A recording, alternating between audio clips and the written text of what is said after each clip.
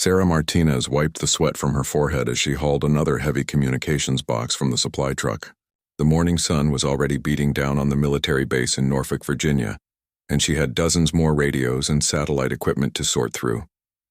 At 24, she had been working as a civilian communications technician for the Navy for 2 years, but today felt different somehow.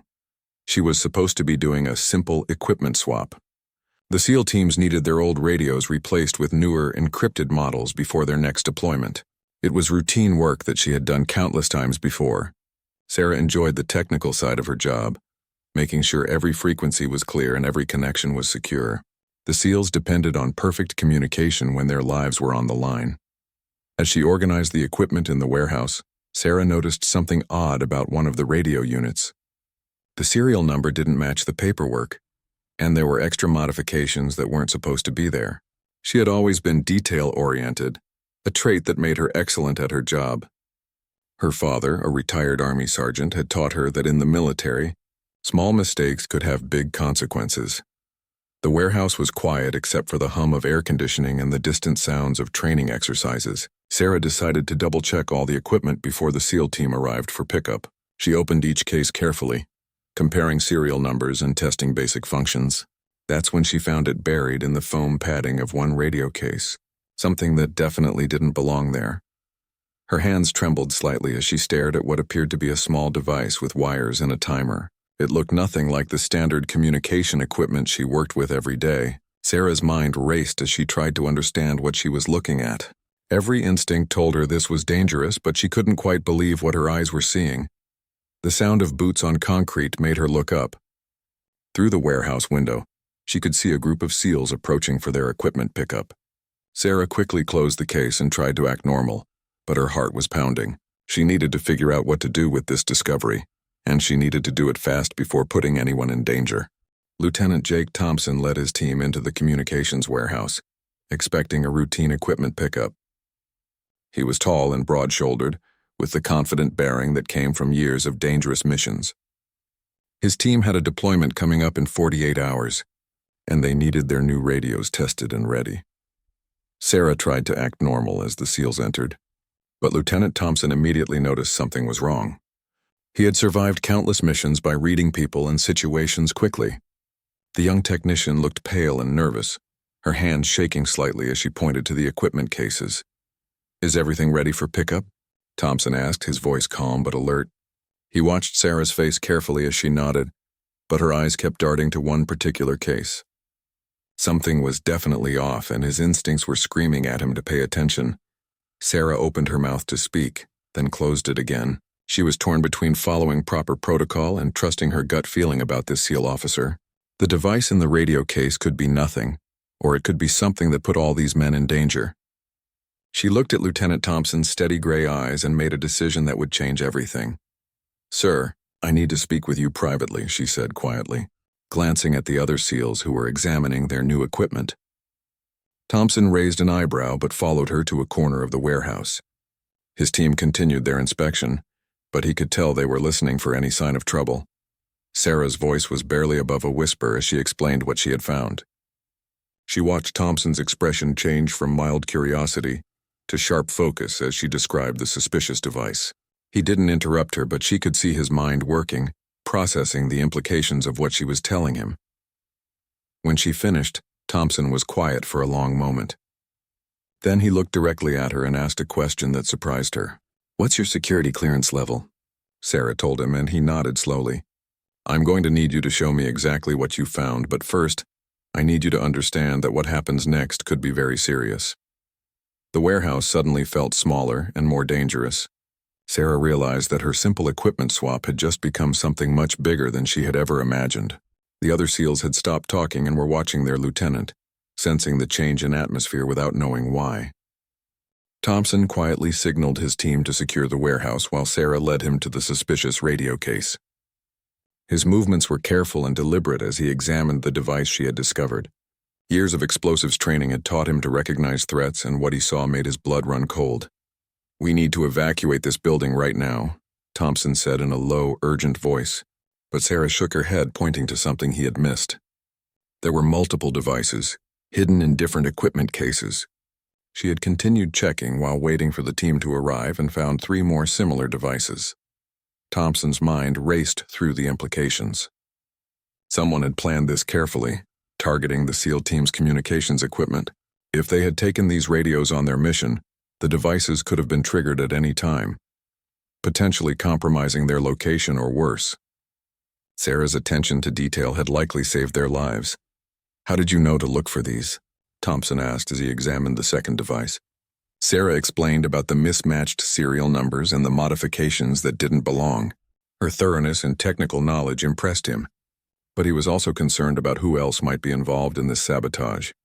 Thompson used his secure phone to contact base security, while his team maintained watch. Within minutes, the warehouse was swarming with military police, bomb disposal experts, and intelligence officers. Sarah found herself at the center of a major security investigation, answering questions about her procedures and who had access to the equipment. The bomb disposal team confirmed Thompson's worst fears. The devices were sophisticated and could have been remotely triggered. They were designed to look like standard communication components, making them almost impossible to detect without Sarah's careful inspection. The investigation team praised her work but also began asking harder questions about the supply chain and who might have planted the devices. As the warehouse was cleared and secured, Thompson made sure Sarah was protected and debriefed properly. He could see that she was overwhelmed by the situation but handling it with remarkable composure. The young technician who had started her day expecting routine work had uncovered what appeared to be a serious threat to national security. Hours later, as investigators continued their work, Thompson approached Sarah one more time. "You saved my team today," he told her simply. "That kind of attention to detail and courage doesn't go unnoticed." Sarah nodded, still processing everything that had happened, unaware that her actions had set in motion events that would change her life completely. The investigation that followed revealed the scope of the threat Sarah had uncovered. Intelligence officers discovered that the sabotaged equipment was part of a larger plot involving compromised supply chains and insider threats. Sarah found herself working closely with investigators, helping them trace the equipment's path from manufacturer to base. Commander Patricia Hayes, the base intelligence officer, was impressed by Sarah's technical knowledge and her ability to spot details others had missed. During the debriefing sessions, Sarah provided crucial information about equipment specifications and security, procedures that helped investigators understand how the sabotage had been carried out. Lieutenant Thompson visited Sarah several times during the investigation. He was supposed to be preparing for deployment, but the security breach had delayed his team's mission. He found himself drawn to Sarah's quiet competence and the way she handled the pressure of being at the center of a major investigation. "Have you ever considered military service?" Thompson asked during one of their conversations. Sarah was surprised by the question. She had always been more comfortable with technology than with military protocols.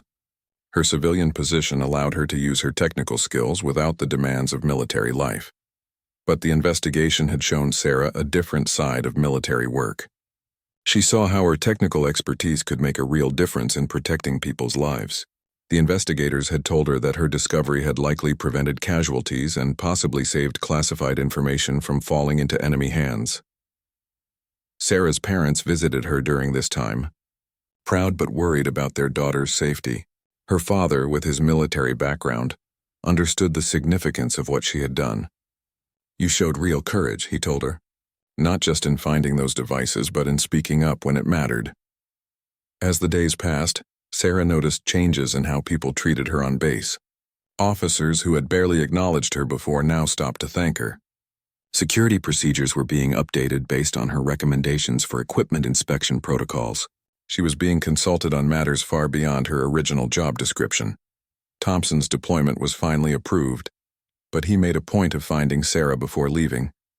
"When I get back, I'd like to continue our conversation about your future," he said. Sarah watched his team board their transport, feeling a strange mixture of pride and uncertainty about what came next. The investigation concluded with several arrests and major changes to equipment security procedures.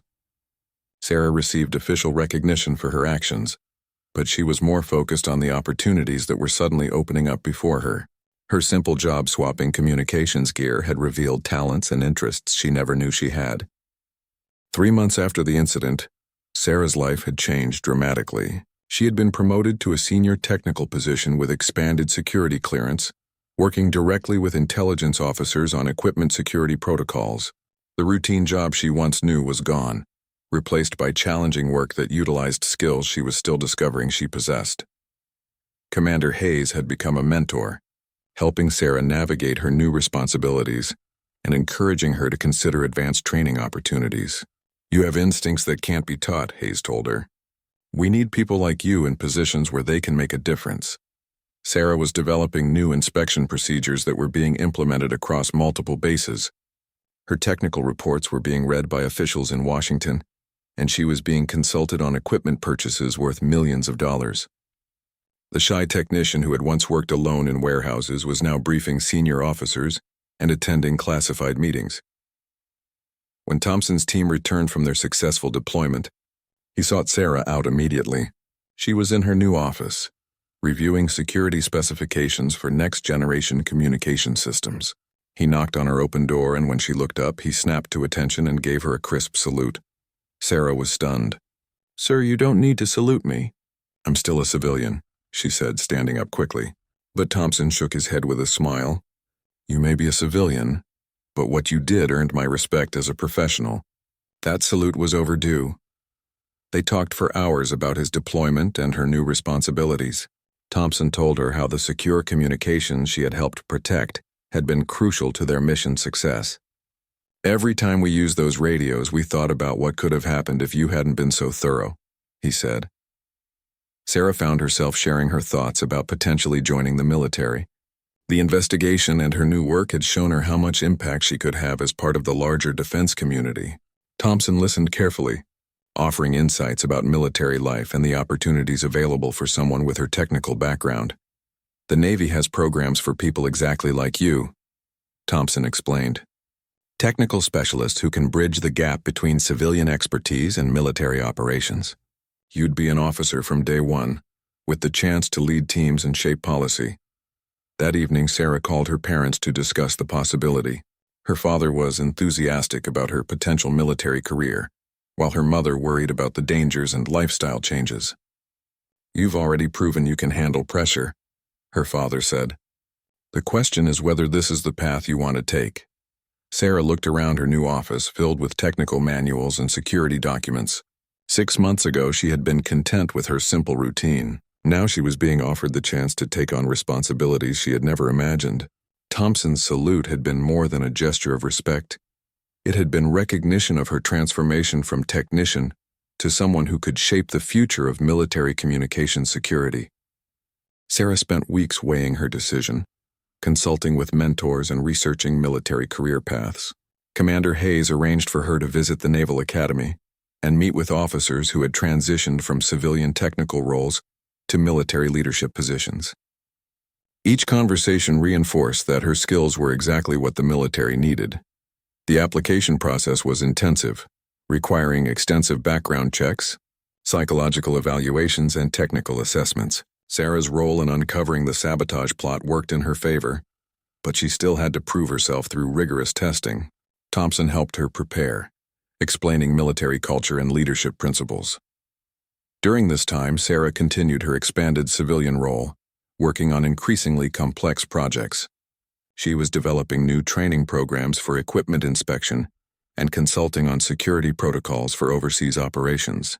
Her work was having real impact, but she felt pulled toward the greater challenges and responsibilities that military service would offer. The day her military application was approved, Sarah felt a mixture of excitement and nervousness.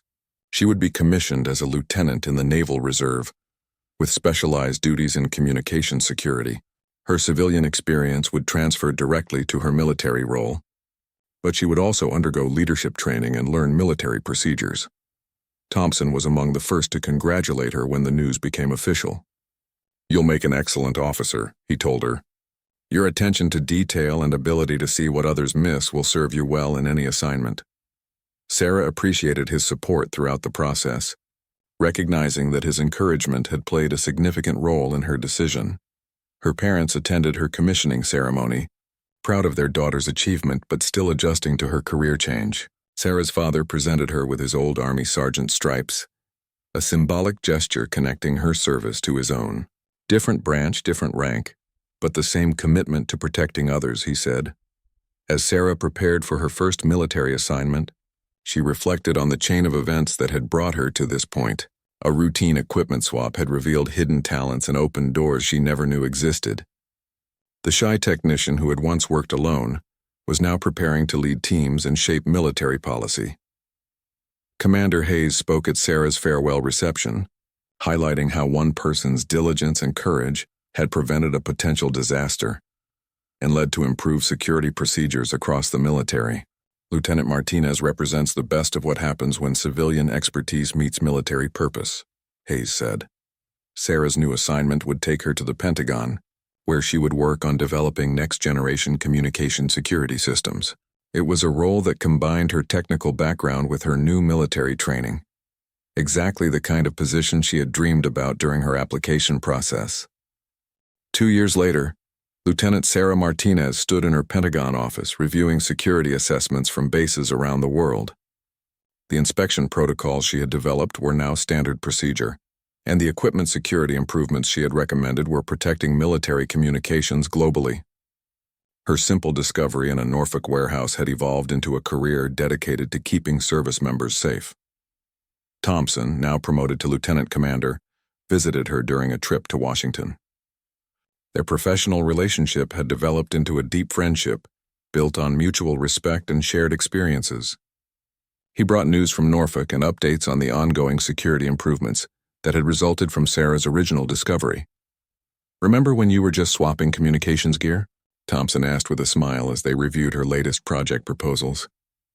Sarah laughed, thinking about how far she had come from those routine warehouse days.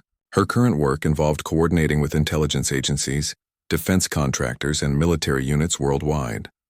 Sarah's reputation in the military communications community had grown significantly. She was regularly invited to speak at conferences and contribute to policy discussions about equipment security. The technical expertise that had helped her spot the original sabotage devices now guided decisions affecting thousands of military personnel.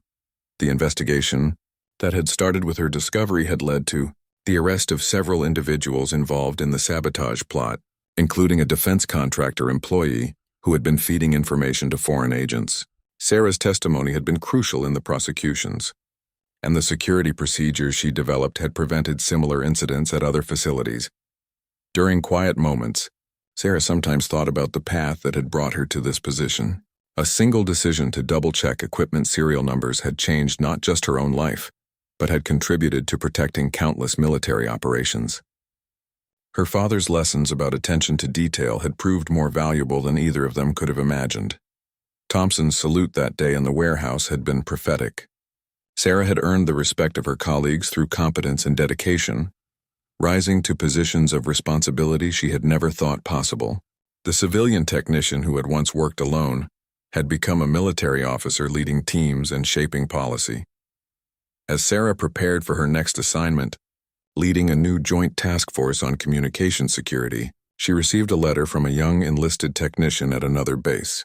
The soldier thanked her for the training materials she had developed, explaining how they had helped him identify suspicious equipment in his own inspection. Sarah smiled as she read the letter, remembering her own nervousness during that first discovery. The cycle was continuing, with new people learning to trust their instincts and pay attention to details that others might miss. Her simple equipment swap had become a legacy of improved security and saved lives. That evening, Sarah looked out her office window at the lights of Washington, thinking about the service members around the world, whose safety depended partly on the work she and her colleagues were doing. The routine job that had once defined her life had led to a purpose she had never imagined, all because she had been thorough enough to notice when something didn't belong.